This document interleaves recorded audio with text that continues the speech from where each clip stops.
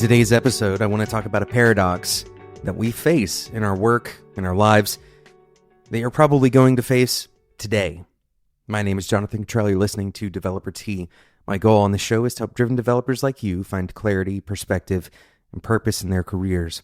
This paradox is one that will cause frustration between, let's say, a longtime engineer and a product manager. It might cause frustration on a team. It might cause frustration between a data analyst and a junior engineer. This paradox is very simple.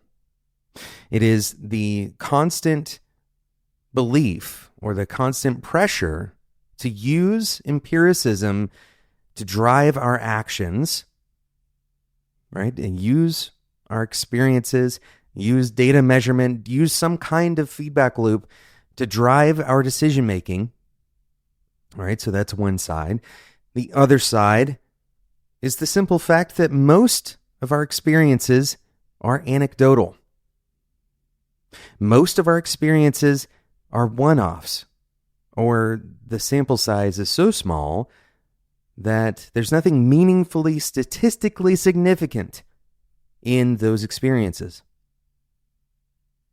Now, this paradox can be hard to deal with because we have to hold both of these truths in our minds at the same time.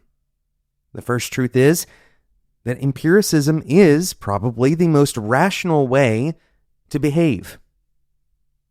Using some kind of input from your environment and from your experiences as one of your factors in decision making is a rational way of thinking.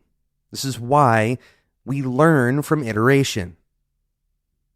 But we shouldn't treat this as the only thing to consider. Instead, on the flip side, we should recognize the possibility that what happened in this case was erratic. What happened in this case could have been dumb luck, or possibly the result of something that we haven't measured well. What happened in this case may not be repeatable. It may change with context. And so when we take into account empiricism, learning from iteration, bringing that data back in to our experience and trying to make adjustments based on that, we shouldn't make that our only input. Instead, we should be seeking outside views. What is an outside view? Well, in some cases, it might be some base rate. How often does this happen, let's say, on other teams like ours? That's a simple example. If we see people, let's say, churning from a particular team in our organization, should we imagine that the whole organization is in trouble? Or we could take an outside view, look at other teams. It's possible that this team is doing something different than the rest of the other teams. Maybe there is some kind of overwork scenario, or this particular manager is micromanaging. Who knows what the problem is?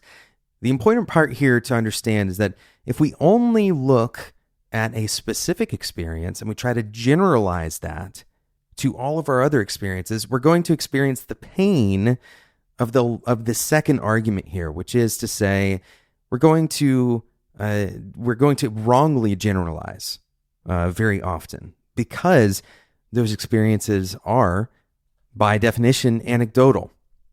That said, that doesn't mean that those experiences don't mean something. And so we need to always be pushing for context, and always be pushing for an outside view. It's critical that we understand this basic concept. The underlying statistical concept here is seeking a base rate. What happens in cases like this? What happens in the broader population, or when events like this one occur? How can we compare this thing to another thing? Are we actually experiencing the base case, or is this an anomalous event? When we only look at the event itself, we assume that no event is anomalous. This is critical to understand. We must inspect what happens. We must learn from iteration.